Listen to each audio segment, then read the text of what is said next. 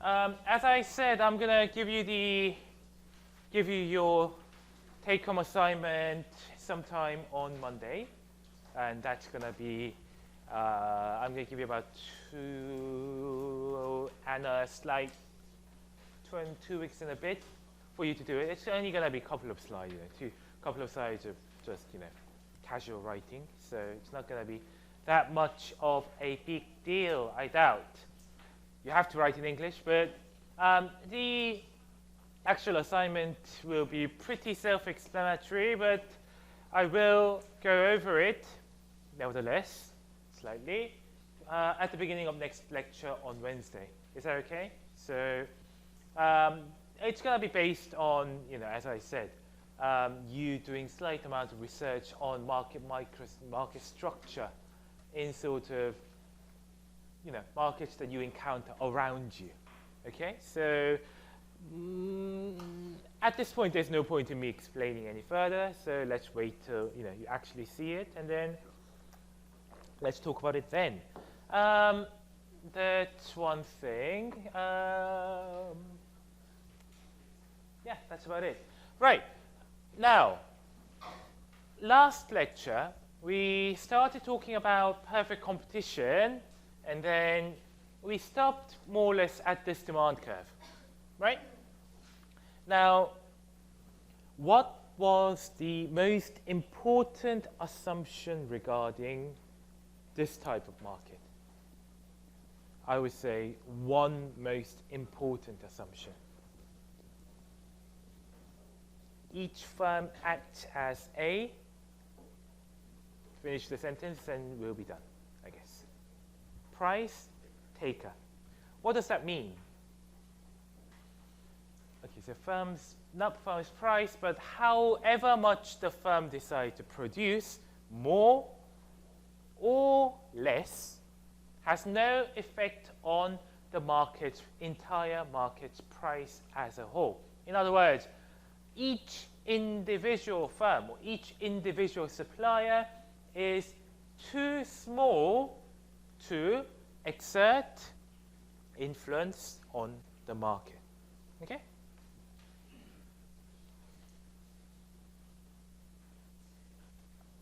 But as I said, that also has additional implicit assumption regarding the firm's good or service. What was this assumption? Homogeneous products. What's the meaning of it? There's no difference. 짜장면 is 짜장면. So you are indifferent between ordering 짜장면 from, I don't know, one of those cheapest places that do it for 2,500 won, or ordering 짜장면 at 도림 in Lotte Hotel or Taesan in Silla Hotel or whatever. To you, 짜장면 is a 짜장면. If everyone in the entire Korean market for 짜장면 perceives it that way, Taesan and Dorim will have gone way, way out of business a long time ago, right? Except that they are not. That's the reason. So the question is, do everyone perceive it to be the same good? Now, from a firm's perspective, differentiating your good, now it suddenly becomes like a marketing type of lecture, but differentiating your good is the key to holding on to market power. I might be charging a little more, but my 탕수육 is just like 이연복 셰프님의 recipe, right? Or just like the hottest recipe from, I don't know, whatever. Yep. If that's the case, and if people believe that, and if people perceive your good to be materially different from other goods, it's people's perception that matters, Even if it's the same 짜장면, you're not doing anything extra to it. Just the fact that, just stating that you have spent time at Yeonbok Chef's restaurant can suddenly make your good become different, to be perceived as different. That's the key to differentiation. That's the key to obtaining market power. Okay? But, we consider that extreme case where that type of differentiation is no longer possible. And that's the reason, by the way, why if you go to somewhere like E-Mart or Hanarumat or, whatever, every sort of even agricultural products are now, people go to great lengths to differentiate their own agricultural products. 오리가 먹고 자란 쌀. Organic products to an extent is this. 왜요? 오리가 그 논에서 해충들을 먹어줘서 자고 자랐다는 그 얘기죠. 아니 그럼 뭐 쌀을 먹고 자란 오리 이런 거 아니겠습니까? 아니 맞다니까. That is right. 그런 의미에서. Okay, maybe not. Or I don't know, duck meat with, it fed on cardamom and ginseng. Chances are you would have put in about 2 grams worth of ginseng for a ton of, feed for ducks. And then, you can put it in as, now it's ginseng flavored duck or ginseng fed duck or something like that.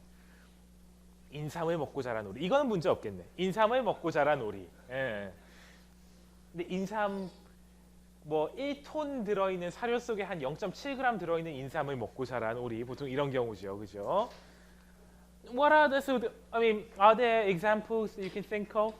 Trying to differentiate between, yes, gas station. Why do you think there's a premium label gas? Why do you think there's a gasoline that is supposedly takes less damage to your engine and 200? But your one might be extra premium or something like that. So gas station is an area where it's quite difficult to do that, and that's the reason why that's the precise reason why they tend to be heavily engaging in price competition, because there's no other way to differentiate your good. You're actually quite right. But anything else you can think of? Let's take this lecture a little easy, at least for the first half. What are the sort of life examples that you can think of? Yes, well, Nike and those sort of shoes, I guess. I'm probably right in thinking that you guys were during your school time was that peak of 노페족, the North Face. So all those paddings, they're almost the same, but somehow different. Yeah. Suddenly the North Face was the thing to go for at one point.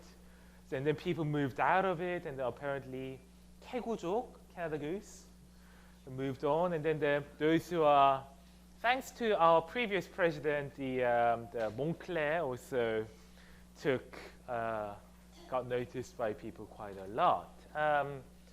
I actually happen to own one of those cheapest paddings you can get from E-Mart, the stuff. And they do the same job, so I don't see what's the value of extra differentiation by putting in that mark, but, that's for me. Perhaps, people in the schoolyard might think it differently, and then, perhaps it's a differentiation from not being bullied or something like that, who knows. Or, I don't know, how can we differentiate something like mobile phone usage, mobile phone companies? How can you differentiate? Technology. Or, anyone else think? Suppose if you were the CEO of, I don't know, LGU Plus or wherever, how would you differentiate? It's the little things that count. Does the company have more free Wi-Fi zones in airports and train stations? Ole Wi-Fi or SKT T-Zone or wherever, something like that. Even those little things count. It's about, do people perceive your good to be different? It's almost a direct relation to how much market power you can generate. And we're seeing the one extreme case of it, where you can't ever do anything other than what the market price tells you to do almost.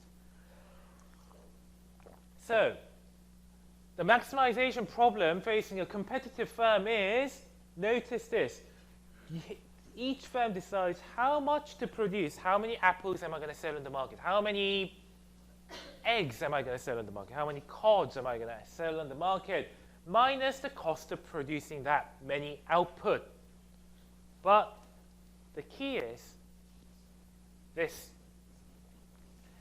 Generally, for like monopolists or other firms, that P is going to depend on your choice of output. However many iPhones you produce is bound to affect the market price. How much you charge for mobile phone usage per month is going to have an effect on the overall market demand. Yes, but in this competitive, perfectly competitive environment, P is what? Given. The firm cannot influence. It's just like a constant. So what level of output will a firm choose? Now, that's the profit of the firm. And we want to maximize this profit. So from a calculus perspective, what should we do?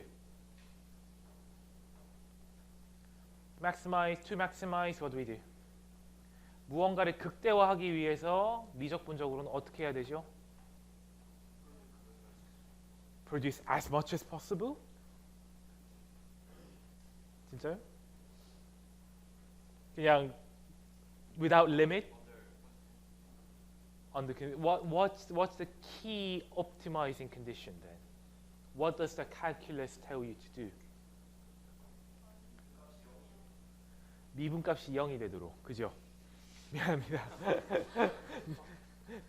미분값이 0이 되도록. So what that means is, what's your choice variable? You have, the only thing you can determine is your y. In other words, how much will you produce or how little will you produce? So you can vary y and only y. So differentiate with respect to y, get the first order condition, set it to 0, then here what you get left is p. And here, differentiating your cost function with respect to y, we said in Friday, was the definition of what? What do we call it? For those of you who missed the lecture, you gotta catch up on this a little bit.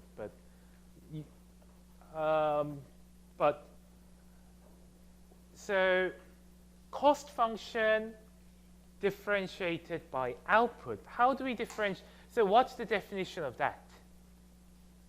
That is, how much does the cost change if we vary output, if we produce infinitely small extra amount of output? Now, what do we call this? 한계 비용. Every time you hear a word marginal, that means it's the end result of differentiation of some sort. Cost differentiated by output means how much does your cost extra increase by or decrease by, whatever, if you change output by a little extra amount. So P minus marginal cost has to be equal to 0, meaning P has to be equal to MC. So marginal revenue equals marginal cost is your general profit maximizing condition. Here, it's revenue minus cost. So differentiate and equating to 0, marginal revenue must be equal to marginal cost. The logic is this. You're deciding, you're not producing anything at the moment. You're deciding whether to produce the first good or not, first output. Gives you 10,000 won, but it only costs you about 300 won to make it. Should you produce? 자, 이거 만들면 10,000원에 팔 수 있는데 그거 하나 만드는데 드는 비용은 300원밖에 없습니다. 어떻게 하시겠습니까? You gotta produce, right? We move on and on and on and on like that, and suddenly we end up at a point where we sell one more good, we still get 10,000 won, but suddenly now it costs 11,000 won to make it. Should you produce that or not? No, it's too expensive. You get less money than what it costs you to produce, right? So that's where you cut back. Every time where marginal revenue, the amount you get from producing more, is greater than the cost of you producing that, you got to produce more and more. But when, on the other hand, if it costs you more to produce that new extra output, when you can only get like little amount of money by selling it, you cut back the production. So you end up at a point where you're just indifferent. You don't care about whether to produce one more or one less. That's where you stop. That's where marginal revenue is equal to marginal cost. And that's why that's the profit maximizing condition for this. Okay? Now, for perfectly competitive market, however, marginal revenue, in other words, how much money you get for selling one more good, 하나 더 만들었을 때 내가 돈을 얼마나 더 받냐는, that's not something you can influence. It's determined by the market itself. You got to accept what the price the market tells you to produce. You can't do anything else. So marginal revenue is always P, and that's the reason why we get this condition. So that's what I've written down here. Whenever P is greater than marginal cost, your profit will increase by producing more output. At each price level, for each price level, 자, 각각의 프라이스 레벨마다 선을 이렇게 왼쪽, 오른쪽으로 하나씩 그읍시다. Where will you produce? You can choose to produce here, here, here, here, here, here, here. You have amazing set of choices, right? But where will you end up?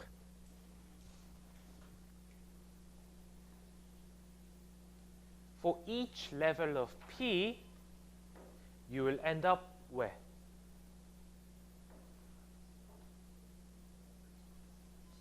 At the point of the marginal cost curve. Because that's the point where P is equal to MC. At this point, MC is here, P is here. They're the same. So at each point of P, you will produce here.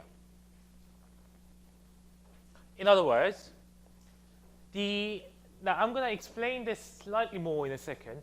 The upward sloping part of the marginal cost curve is going to be where that firm will choose to produce. In other words, marginal cost curve, 한계 비용 곡선이요. It is a collection of all optimizing per point for that firm for each level of price. 각각의 가격 수준마다 그거에 대응하는 최적 지점들이 있을 거예요. 그 최적 지점이 어디냐? 걔가 바로 거기가 MC와 같은 지점이어야 되니까. 그게 P가 MC가 같을 수 있는 지점 딱 여기. EP에서는 여기. EP에서는 여기. EP에서는 여기. 그렇게 된다는 거죠. 해서 that's the reason why that MC curve happens to be the firm's supply curve for perfectly competitive firm. Now, supply curve's definition is what for each given level of price, how many will the firm want to produce? You now have the answer. Marginal cost. 마지널 코스트를 보면 된다라고 딱 결론이 그렇게 나오는 겁니다. P가 MC와 똑같아야 되기 때문에. 각각의 수준의 P마다 그에 대응하는 최적 지점이 다 MC 커브로 잡힐 거기 때문에. Okay? But there are two important caveats, two important things. At this level of price, for example, okay, there are 2 points where price meets marginal cost. 선을요, 하나를 쭉 그어보세요. 여 위에서는 한 번 만나지만 밑에서는 2번 만나죠. At this bottom end of scale, there are points where if you assume that marginal cost is like this, here and here are potential profit maximizing points. Why is this the profit maximizing point and not this one? Why do you think so? You can't be sure of that. Whether that depends on whether marginal cost is above AC or not. But, 그죠? 그렇지만, but that's the right answer.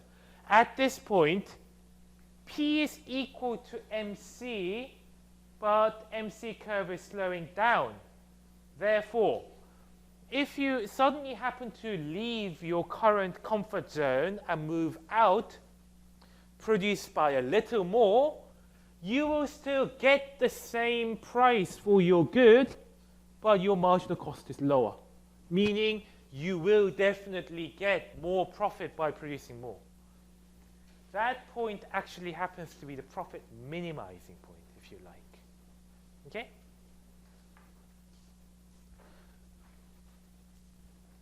So, until now, I've given you, so the first part is regarding why only the upward sloping part of the marginal cost curve will be the optimal supply curve chosen by the firm.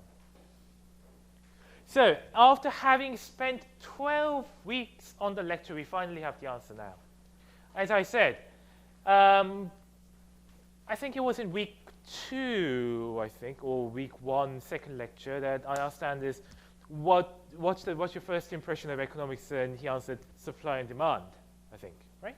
Yep. Now, supply and demand are the most basic and most important concepts in economics, but I said the entire course, the very first half of the course, I took slightly longer than I had anticipated, is designed to show you that downward sloping demand and upward sloping supply can be now derived as a byproduct of each economic agent's optimal choice. Only at this point now can we say that supply curve is upward sloping as a result of profit maximizing. In other words, maximizing, optimizing under constraint type of firms, suppliers. If a firm wants to maximize its profit in a perfectly competitive type of environment, it will choose to supply according to its upward sloping part of the MC curve. And that is exactly the reason why supply curve is upward sloping. 공급 곡선이 위로 간다라고는 그렸습니다, 분명히. 그러고 이렇게 엑스트라 그래서 디맨드하고 만나고 하는 건 다 우리 고등학교 때 했죠. 했는데 공급 곡선이 왜 우상향하느냐, 우상향, 우하향, 그죠? 우상향하느냐, 그 질문에 답하기 위해서 옵티마이제이션, 최적 선택이라는 개념을 도입을 한 거고, 이제 왜 얘가 어퍼 슬로핑 해야 되는지, 올라가야 되는지에 대한 답이 되는 겁니다. After 12 weeks. So we've come a long way. But now both demand and supply can be seen as a product of those optimizing choices. But there's one more important assumption here.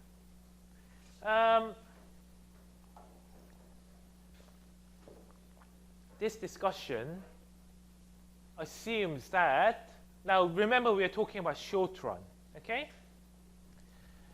It assumes that it is profitable to produce something. In other words, producing nothing is not an option for you at the moment. Okay? But the firm can always produce zero output. If a firm shuts down its doors and says, I'm going on holiday, hell, do whatever you will. Okay? We are closed for the foreseeable future. 아쉽지만 깊은 성원에도 불구하고 당분간 문을 닫습니다. Okay. How much will a firm pay in terms of cost under this scenario? What will the firm pay? Will a firm pay anything? 정작 학생. Suppose if you shut down, suppose you open a company, okay? But it's not going well. So you decide to shut the shutters and go off to, I don't know, Jeju Island or somewhere, okay? How much does that still cost you?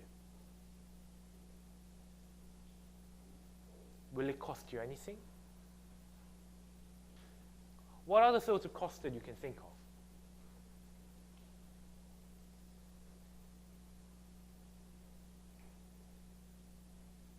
Can anyone help him out? Not just the opportunity cost, but you still have to pay the rent. 그죠? 임대료는 뭐 있든 없든 하겠죠. 또 뭐 있을까요? What are the stuff like phone line rental? 전화비는 내야겠죠. Stuff like all the furniture that you paid for in the office, they'll still be there. You paid for it. Okay? What do these have in common? What are they called? Fixed cost. You will still pay fixed cost. That's your baseline. If you shut down the firm and go off to Jeju Island on a holiday or something, that is how much it will cost you. Exactly up to fixed cost. So my question is, if a firm does any worse than that, will it produce or will it just shut the door? It will just shut the door. That's why it's called a shutdown condition. So, how do we determine this? When a firm produces nothing, it only pays fixed cost. Its profit is minus F. But by producing some amount of output, it gets PY minus cost. But I said cost is in two components, variable cost and fixed cost. Fixed cost you pay regardless of whether you produce the output or not. Cancel that out. What's your key decision point? If the revenue you get is not enough to cover for the variable cost, that's where you should stop. Suppose you open a 닭갈비 place. Then,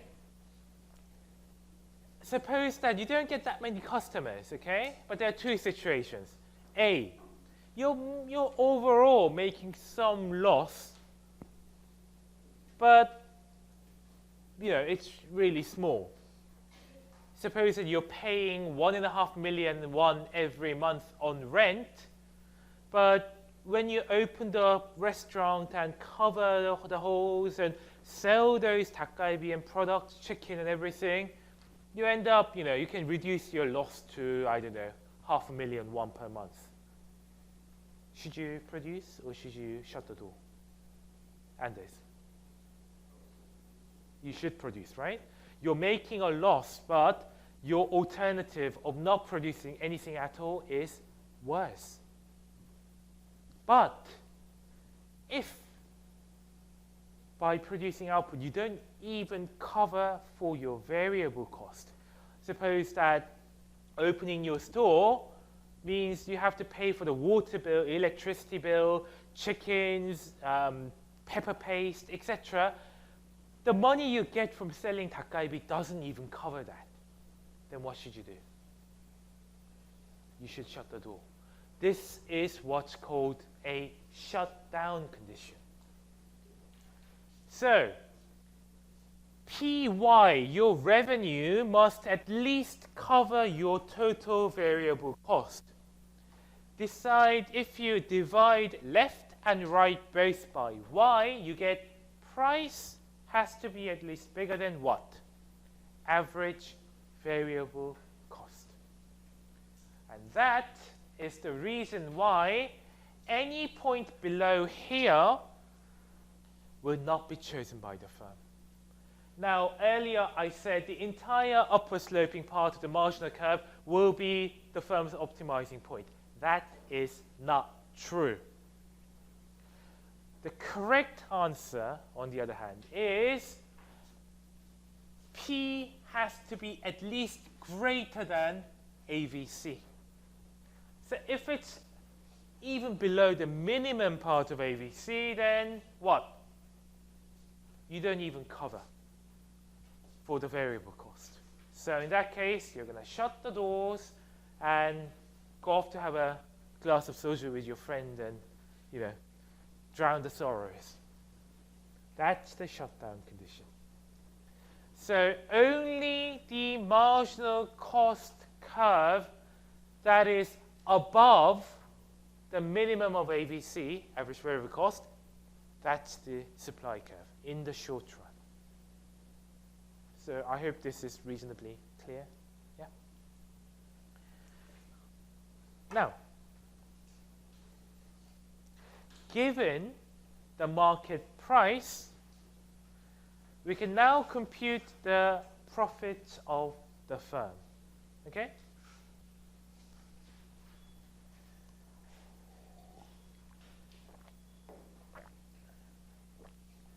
Now remember that the firm profit is given by PY, revenue, minus C, cost.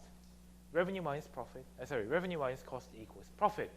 And given that Y minus AC equals cost, average cost times the output is the total cost.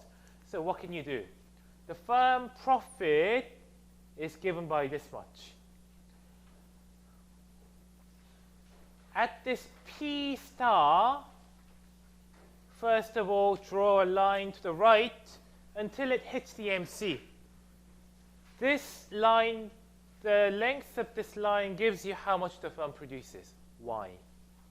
But P minus average cost is how much profit you generate for each output, per output. So Y times profit per output means total profit. So the simple logic is you multiply Y by the difference between price and average cost, and that gives you your profit. Okay? Now, we also talked about producer surplus. Producer surplus.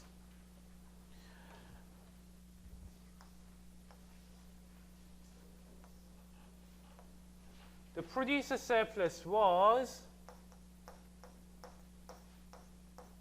what the producer was willing to produce for each level of output, and the difference between that and the producer's price actually received, what he actually got. In other words, this triangular area between price, y-axis, and the supply curve represented that producer surplus. But I will not prove this, but I will also just tell you that there are three equivalent ways of measuring this producer surplus. Easiest one is if you multiply if you multiply P minus AVC, not AC. AC is the profit. AVC is the average variable cost, which always will be lying below AC. And if you multiply this by Y, you get the same amount as that. It just so happens. Okay? And the area between the price and the marginal cost curve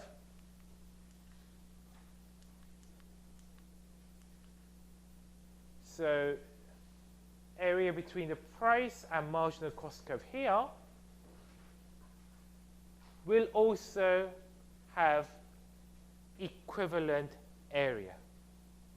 So in other words, this area is the same as this area. Okay? Third, area to the left of the supply curve. That is this. Supply curve will stop here because price below ABC will not be produced. So MC minus air going all the way down here and then go to there, area to the left of it. So it's going to be a trapezium. 사다리꼴 형태겠죠, 그러면. Then that also gives you the producer surplus. So that means that this area is also equal to that area.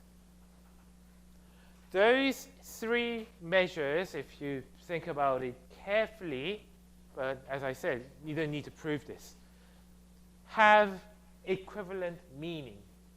And therefore,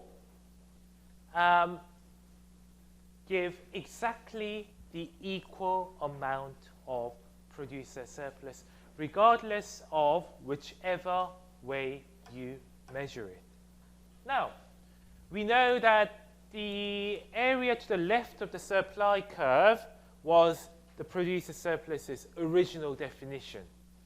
But it so happens that you can measure it the other way around.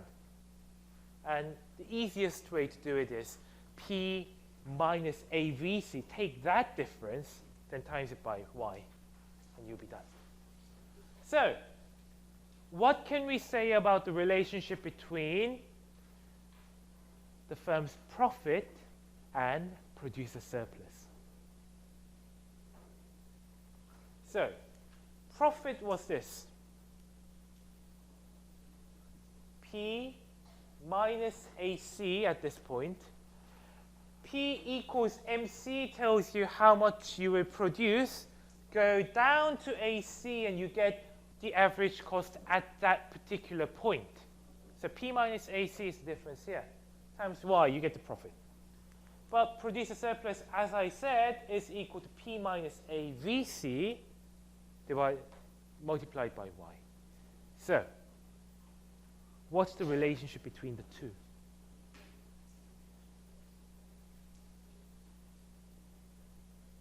두 사각형 중에 뭐가 커 보이냐 얘기죠, 결국에는.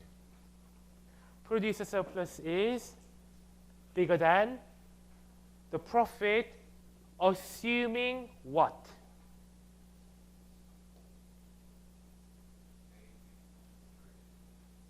Which only can happen when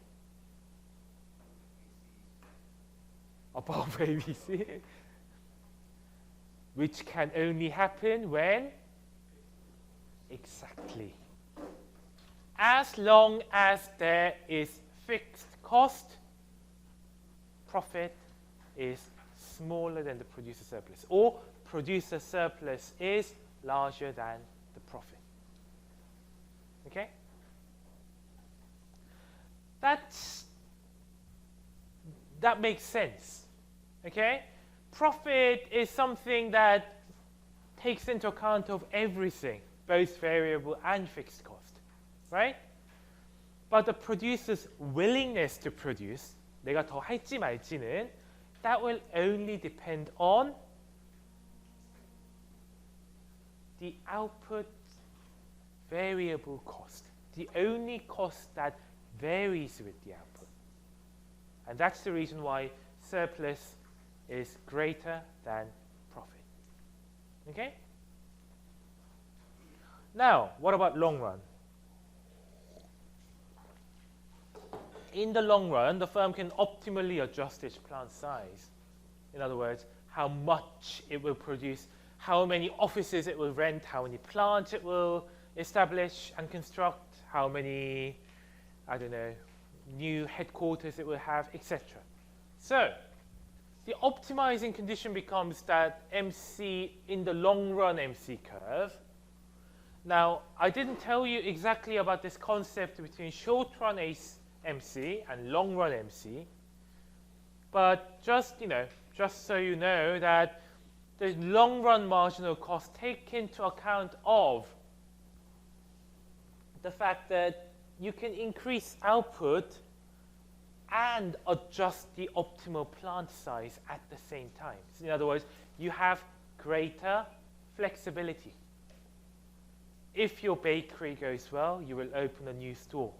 If your bakery goes badly, you rent a smaller office. You can decide between the plant size as well. Generally, okay, I'm going to skip this part. Generally, long-run marginal cost tends to be more elastic than short-run marginal cost curve. So if the short-run marginal cost curve looks like this, long-run marginal curve tends to be more shallower, less steep, okay?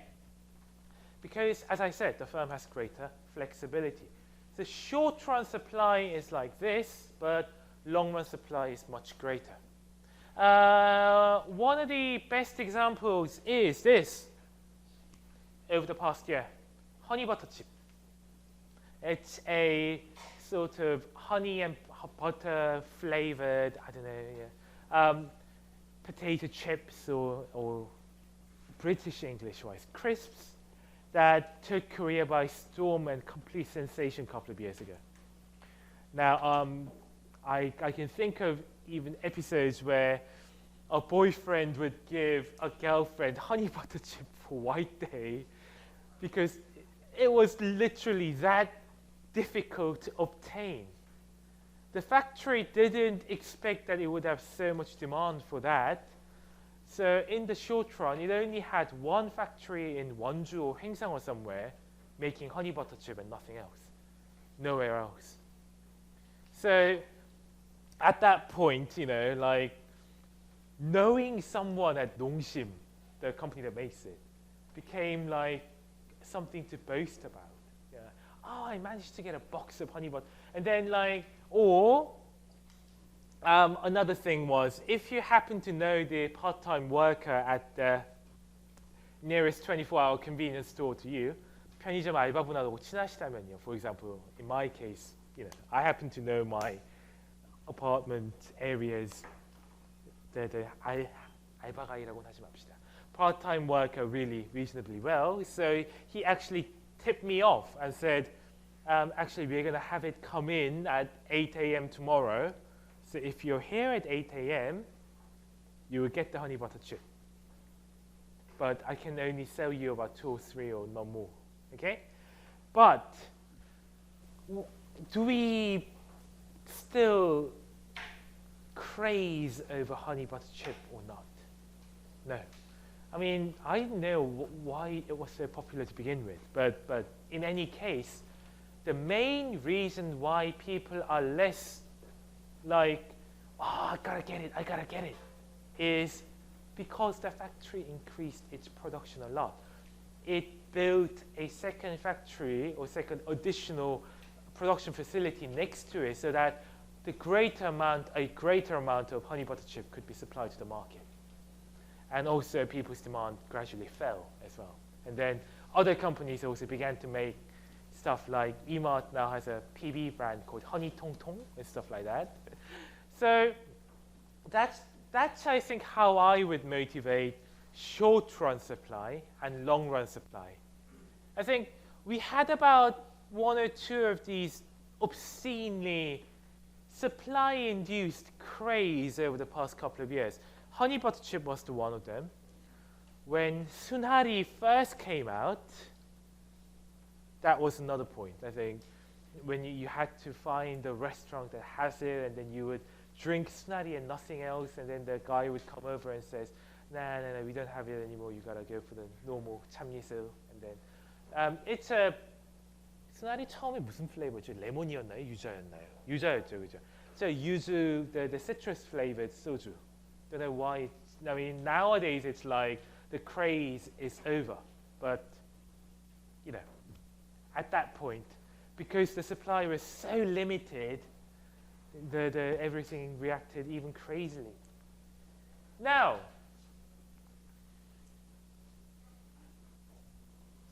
one particular case of interest happens when long-run technology of the firm exhibits constant returns to scale. I said that if there is constant returns to scale, I said the firm's long-run average cost will be flat. I said otherwise it will be like, you know, limitless amount of profit to be had.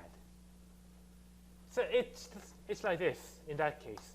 Short-run AC looks like this, but long-run, okay, that's supposed to be a straight line. So long-run only takes into account at this point so that each SRAC may be U-shaped, but long-run, it's always constant. That's the beauty of constant returns to scale. But remember what we said about averages and marginals, okay?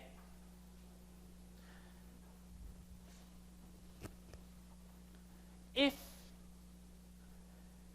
the average cost is always a flat line in the long run, what does that imply about our marginal cost? Also flat, because if the marginal cost is either below or above it at any point, it's going to bring average cost up or down. It's going to no longer be flat. It's going to be either downward sloping or upward sloping. There's going to be a slope. I said that, you know, let's go back to the last lecture, marginal cost and average cost. Marginals and averages always must have a relationship. Like in baseball, where you have if you have a really good day, hitting home runs every time, your batting average goes up. Having a good marginal day brings your average up. If you get struck out every time, you're having a bad marginal day, and that brings down your average. So average can only be flat if marginal is neither above it or below it at any point. In other words, it's also flat. It must hold. For constant returns to scale in the long run, this important condition must always be satisfied. Error AC equals error MC. So at this point, you'll be basically, so your firm's long-run supply is very interesting. It's this.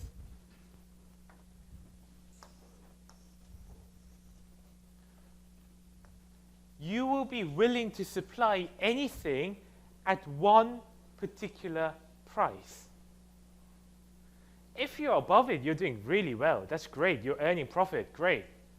If you're below it, you will not be willing to supply anything. In the long run, you're only going to have one particular point where you don't mind producing 2, 5, 10, 30, 100, 1,000, 9,000 units of output.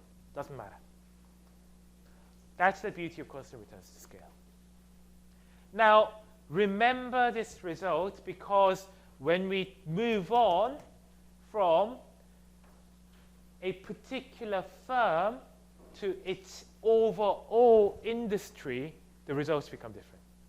And we are going to see this result at work, and it's going to be really useful to have it. Okay? So how do we define industry supply? In other words, we know the firm supply. We know how each and every firm will supply, right? So how can we find out about the overall supply within the entire market? What do we have to do?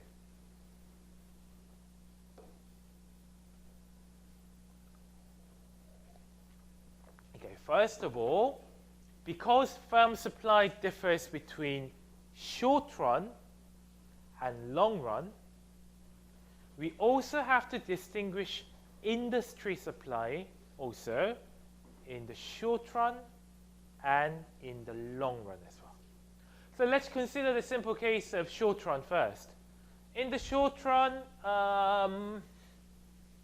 okay, suppose, okay, let's go for this. Can anyone tell me, can anyone summarize what we have found out about each individual firm's supply in the short run in one sentence? Can you summarize it in like one simple sentence? Where will each individual firm produce, or what's its supply going to be in the short run? Quite a few people here already asked this part of the classroom, so I'm going to go to 이문호 학생. Can you summarize what we have learned in the first part of the lecture in one sentence? What will the firm's supply curve look like above the minimum of the ABC? Thank you. 잘하셨습니다. So each individual firm supply, one sentence summary. Upward sloping part of MC curve above the minimum of ABC curve. ABC의 최저점 위에 존재하는 한계 비용 곡선이 곧 해당 회사의 단기 공급 곡선이 됩니다. 그 얘기 하자고 40분을 쓴 거예요. So that one sentence that I tried to get across took me about 35 minutes to explain, basically. Yep. So if each firm behaves like that, how can you find out about the entire industry? Well, in the short run, you just sum up what each firm will produce at each price, and you have it. That's it. Nothing more. In other words, this is equivalent to adding up all individual supplies horizontally. What I mean by that is, suppose at 501, Anders will produce 7, Melissa will produce 5, Raphael will produce 9. So 5 plus 7 plus 9 is 21. So, and then, I don't know, who shall I go to? Jongjin Haksen will produce 3, Yoon Jae-sun will produce nothing, etc., etc. If you add up the supply of everyone in the class, what do I get? The industry supply at 501. If you do that for each price level, what do you get? You get the industry supply. So it's like this. If you have supply curve here, then if you horizontally add up, so this the distance between here and here is equal to distance between here and here, then you get the industry supply. 옆으로 더해주면 됩니다. supply들 옆으로. 쭉쭉쭉쭉. So that will be that for the short run. But here's the important part, and here's something I don't think I can finish today. In the short run, some firms will be making profits, others will be making losses, others might be breaking even. I don't know. Different firms have different cost functions. different firms have different characteristics. So if we add up everything and we get the market's entire demand and the market's entire industry supply, this P star is your equilibrium price in the short run. Okay? That's the point where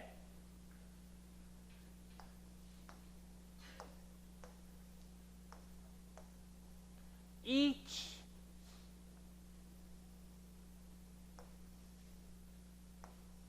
individual firm will have to take the prices given. 그죠?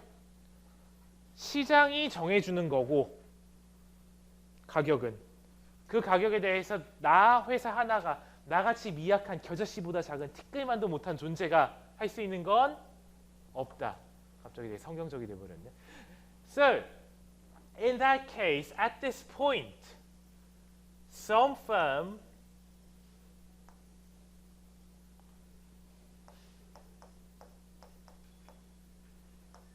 will be producing at P equals MC and making profit. P minus AC times Y is that firm's profit. Other firms might be making losses. At the point where you're maximizing your profit, P equals MC, your average cost is above your price. You're making losses. Yet another firm might be